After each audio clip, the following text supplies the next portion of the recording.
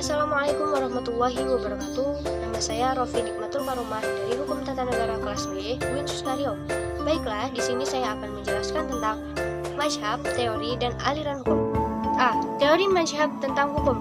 Teori hukum hakikatnya suatu keseluruhan keputusan yang saling berkaitan berkenaan dengan sistem konseptual, aturan-aturan hukum, dan putusan-putusan hukum.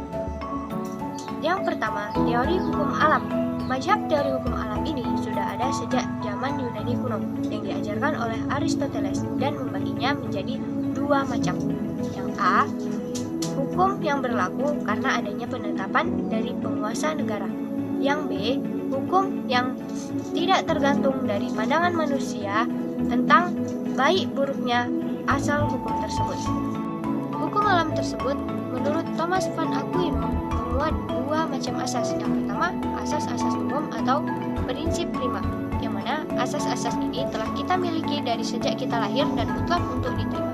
Dan yang kedua, asas-asas yang diturunkan dari asas-asas umum atau prinsip sekundaria, yang mana asas-asas ini merupakan penafsiran dari prima.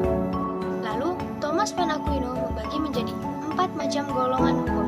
Yang pertama, lex aeterna, hukum abadi, dan yang kedua, lex divina, hukum ketuhanan. Yang ketiga, lex naturalis, yaitu hukum alam. Yang keempat, hukum positif. 2. Teori sejarah. Hukum itu merupakan suatu rangkaian kesatuan yang tidak bisa dipisahkan oleh sejarah suatu bangsa. Lalu, aliran yang menghubungkan antara hukum dengan sejarah itu disebut dengan mazhab sejarah. Yang ketiga, teori teokrasi. Teori ini mendasarkan seluruh kekuatan hukum atas kepercayaan pada Tuhan. Dan yang keempat, teori kedaulatan rakyat. Demikian dengan aliran ini, hukum itu adalah kemauan semua orang yang diserahkan kepada suatu organisasi, yaitu negara, yang mana mereka terlebih dahulu bentuk dalam suatu masyarakat. Yang kelima, teori kedaulatan negara. Hukum itu adalah kehendak negara dan negara memiliki kekuatan atau power yang tidak terbatas. 6. Teori kedaulatan hukum. Hukum itu hanyalah kaidah yang timbul dari perasaan hukum seorang masyarakat yang mempunyai kewibawaan dan kekuasaan. Yang ketujuh, teori asas keseimbangan. Maksud dari teori asas keseimbangan ini adalah bahwa tiap-tiap anggota masyarakat itu sederajat dan sama. Dan yang terakhir, aliran-aliran hukum. Yang pertama, aliran positivisme hukum. Teori ini menyatakan bahwa hukum adalah suatu dalsal dari aturan yang saling berkaitan secara organis. 2.